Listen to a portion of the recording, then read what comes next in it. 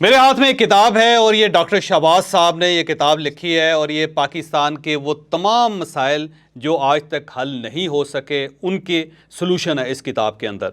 अब मैं शहबाज साहब के बारे में आपको ये भी बताता चलूँ कि ये पीएचडी हैं और मैट्रिक के बाद इन्होंने सारी तालीम प्राइवेट हासिल की, फिर इन्होंने पीएचडी की और उसमें इन्होंने कमाल कर दिया।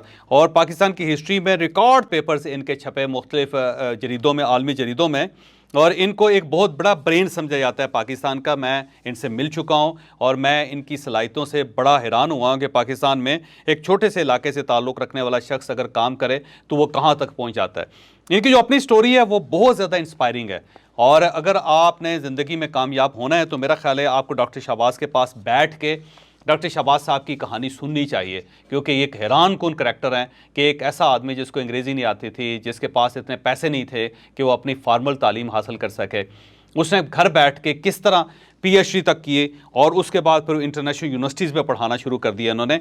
तो आजकल ये बीजिंग यूनिवर्सिटी में पढ़ाते हैं और बीजिंग यूनिवर्सिटी के अंदर एक डिपार्टमेंट है जो इकनॉमिक मसाइल को और बड़े बड़े प्रोजेक्ट्स को डील करता है। तो उसके अंदर वाहिद पाकिस्तानी है जो वहाँ पे ये पढ़ा रहे हैं। इनकी जो स्पेशलाइजेशन है वो एनर्जी एंड एनवायरनमेंटल इकनॉमिक्स में है और ये बिल्कुल एक डिफरेंट सब्जेक्ट है।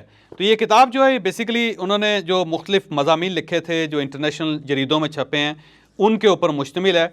और इसके अंदर देखें solving unsolved issues of Pakistan के, पाकिस्तान के वो इशू जो अब तक हल नहीं हो सके उन्हें कैसे हल किया जा सकता है। तो मैंने इनकी तकरीबन रुनमाई आज जो लाहौर के अंदर हो रही है उसमें आना था, लेकिन बदकिस्मती से मैं नहीं पहुंच सका।